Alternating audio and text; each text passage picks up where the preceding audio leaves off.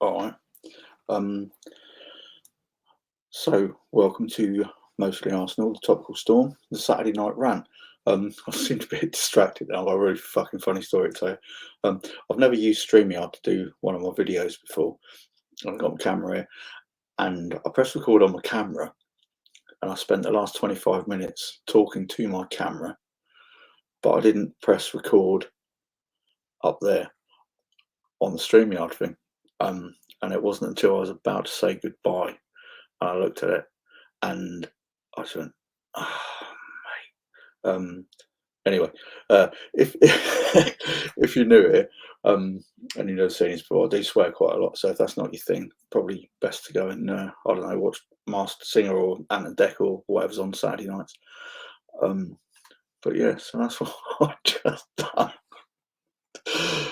Anyway, I made some banners earlier. I'm getting used to all this funky shit. Like everyone always says, don't forget to like, subscribe, and hit the notification bell. I've got that running along the bottom with my Twitter and TikTok handles as well. But I try to be a little bit original and try to do things that other people don't perhaps do. So I've also made this banner when talking about subscribing. So do that. That'd be really good. Anyway, without further ado, let's get on with the show. I normally talk about just topical things that are on my mind, things that have pissed me off or made me chuckle. So the first thing I want to talk about is this. Now, I'm not sure if this was taken out of context or I don't know what the deal is here. I was looking everywhere to try to find the interview that Thierry did with, I think it was CBS in States. But I couldn't find it. I've seen some quotes and all that. The thing is, it's about context. Now, it turns out he said this, this is how he felt at the start of the season. If we don't get fourth, he would see that as a failure. Now, Thierry Henry is one of my heroes. There's probably no Arsenal legend, or he's up there. Let's just say he's one of the greatest Arsenal legends. And I disagree wholeheartedly with what he said. Now, at the start of the season, I said I think fifth or sixth is a sign of progress. I've been a Gooner for so many years, so I've seen worse times than we're in at the moment. But you've got to realise that at the end of last season, start of this season, especially after the first 3 games, we were so far off fourth. The gulf is just it's a gaping chasm from where we were to where fourth place is. So to have said that at the start of the season, I think is unfair.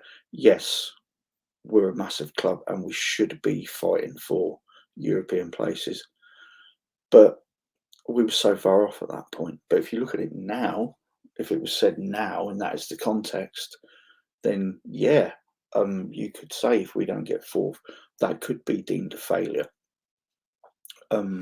It's all in our hands at the moment. Short of the Swamp Dwellers spunking another win against Man City tonight, not really too fucking sure that happened. But we're in the box seat. And if everyone stopped their games and we got our 3 games in hand in now and we won all of them, then we're 2 points off Chelsea in third. Not necessarily saying that that's going to happen. I'm not completely blind. I'm not a fucking idiot. But that's where we are. And we all know points in the bag, obviously, games in hand don't give you points in the bag. It's kind of a false reality. But it just concerns me about where Thierry Henry's coming from this, because obviously he was involved in the failed Daniel Ek takeover a little while ago. And I always wondered what his role would be within that. Was it a marketing thing to get fans on side, because obviously everyone was upset with the Cronkies? Or was he looking at the manager's job? Because he said some things about Arteta that are not exactly glowing, but Thierry Henry hasn't got an immaculate track record as a football manager. And I'm one of those, and I know I'm a big fan of canon chatter. Those of you who know me will be well aware of this, and I wholeheartedly agree with Stephen of canon chatter that I don't want Arsenal footballing legends coming back as managers, because a manager never lasts forever. There's always a point where they're wanted out, and I don't want to see that for Thierry Henry or any other past footballing heroes. But yeah, I'm not really sure where that's coming from. But Thierry, if ever you get to watch this, I just want you to know that I wholeheartedly disagree with your comments there. So moving swiftly on, let's find my next banner. It goes a little something like this. There we are. Obviously, today's game, there were some very suspect decisions. I've tried for the longest time not to look at it like there's some conspiracy against us, but it does really fucking get you wondering. I know we're not the only club that get shit decisions against us, but I don't even bother looking at who the referee is anymore.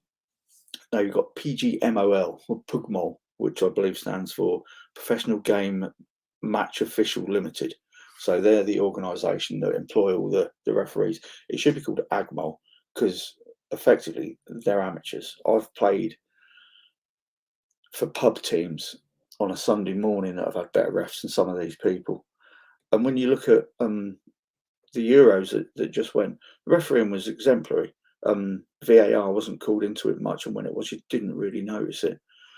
Now, you look at today's game as a prime example, I can think of at least 4 occasions where we should or could have had penalties, or other teams would have expected penalties from them. We had a goal disallowed for offside, which nobody got to see the screen that VAR see with the red, blue, green lines. We didn't get to see that. And then there was an occasion where I can't remember who the Brentford player was, but he'd handled it, and Gabriel's come away with the ball, and the ref blows his whistle. And it's like, why not play the advantage? Why do you have to pull it back where we could have counter-attacked? And you look at people like John Moss, you look at can't even remember his name, he was on VAR now. But it's happening all the time. And then you move forward to the 93rd minute, they get a free kick, and the free kick comes in. Can't remember who the centre back was. It was one of the blonde lads. They both look really similar, actually. But one of them's clearly offside. And then when Norgard takes his first shot, there's a Brentford player who is even more clearly offside. Like, he's offside by a fucking country mile. And I'm not saying that he was in Aaron Ramsdale's line of sight, but he was. You can't say he wasn't interfering with play, and he was a good 4 or 5 yards offside. And I put a tweet out because I wasn't sure if maybe I'm not up to speed on the latest offside rules with like phase 1, phase 2, and the rest of that shit. But everyone who responded, they were like, no, that's right. And then when he took the second shot and scored, and went to VAR, give it all the lines, put it on telly, and you can see he was onside when that happened.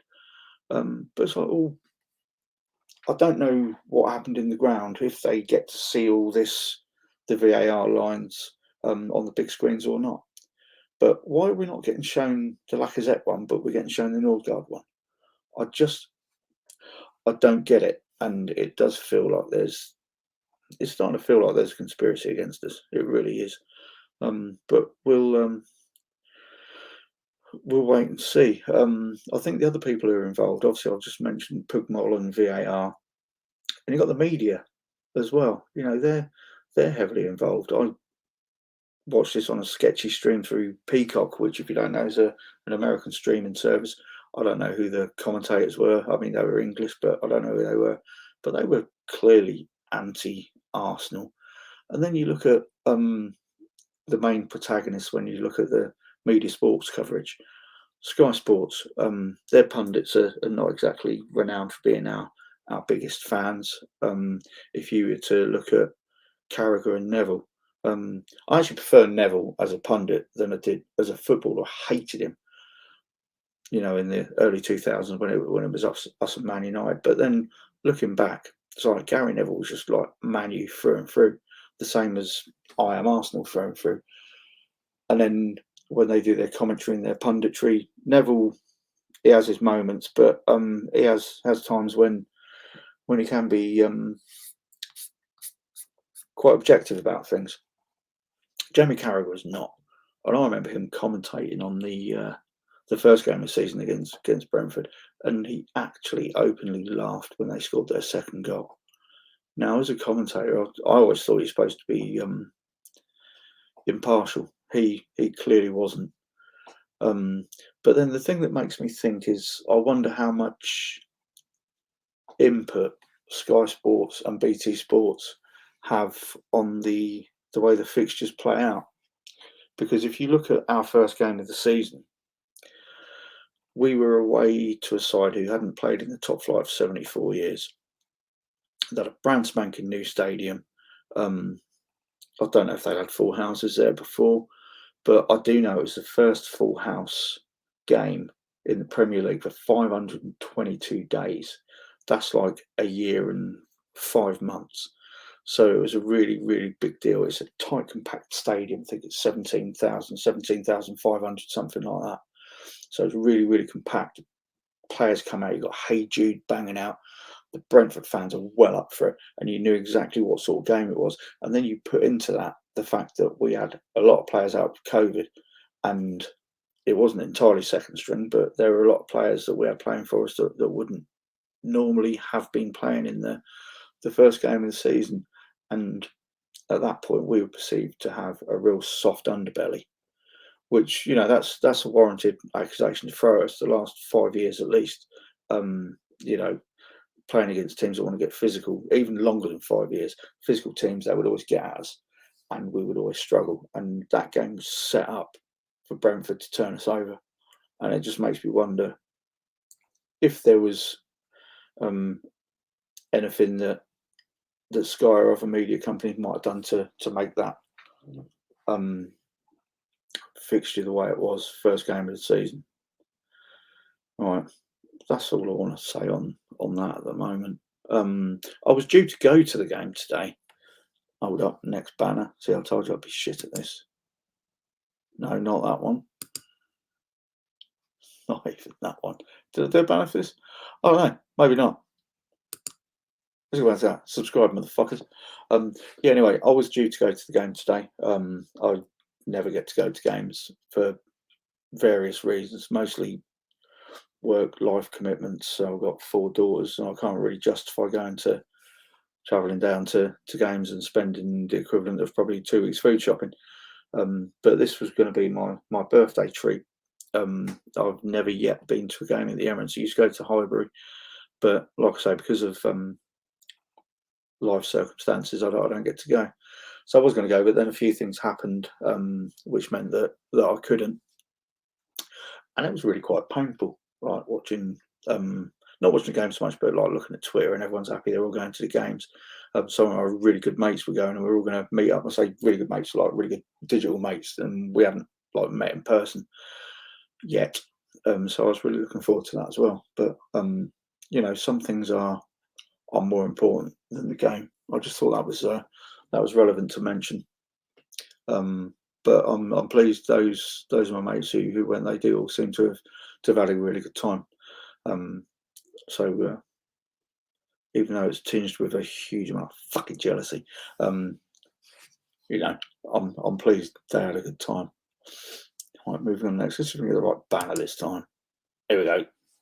Storm Eunice. Now, she gave sort of right battering yesterday, and I had a bit of a Twitter conversation and joked that she had the hump. And I was going to put in my tweet, "Hell hath no fury as a woman scorned," and somebody else put that. And we had a bit back and forth, and we were joking about it. But then I started thinking, I was like, right, so if Storm Eunice is the woman, the previous Storm was Storm Dudley, I believe. Now, I hold Dudley personally responsible for this. Now, he's obviously done something wrong, and he's pissed her right off, whether he's, I don't know, lay home from the pub, he's just not been nice in general. It could be that he's not done a job that he was supposed to have done. I don't know. But Dudley, just fucking put your hands up and say sorry, mate. Do you know what I mean? Don't call her a bitch. because she's not. She's just angry. She's upset. And all you need to do is put your hands up and make it right. But you couldn't do that, could you? You couldn't do that. And now my fucking fence fell down. And I had to go and fix it this morning while I was pissing it down with rain. So cheers for that. Dudley, you're a fucking useless tosser and you're a knobhead. And I've got no time for you. I'm moving swiftly on. Talking about my fence. There we go. My fucking piece of shit fence. Now, this just gave me an opportunity to put a banner up with some swear words in it, really. But I want to fix the fence. The fence is a piece of shit and it's snapped in the middle, so I've had to re-drill it to post and stuff. I'm perhaps not as upset with the fence as I am with myself, because for the last probably 5 years I've been thinking, yeah, I should probably replace that, but I've never got around to it, or I just thought, oh, no, I'm not paying for that. But now I have to. So yeah, there's my fucking piece of shit fence story. And I'm moving on to my last topic of conversation. Landlady Sleep Out 2022. Now, this is a charity I've done quite a lot of work with over the years. They primarily provide funds and support for homeless youths. And they do this thing called Sleep Out, which is where you literally sleep out and you experience a night of sleeping outside. Obviously not as bad as for people who are homeless, but just to get a taste of it, and it gives you the opportunity to raise some money as well. So that's what I'm doing. I'll put the link in the bio underneath. So if anyone wants to donate, they can do. And also, if you look me up on Twitter, you see the details coming along the ticker at the bottom there. You can find me at the Mad Rambling one on Twitter, and my pinned post has all the details as well. But just in a nutshell, a £5 donation will keep one of these kids off the street for a night. A £50 donation, 10 nights, so on and so forth.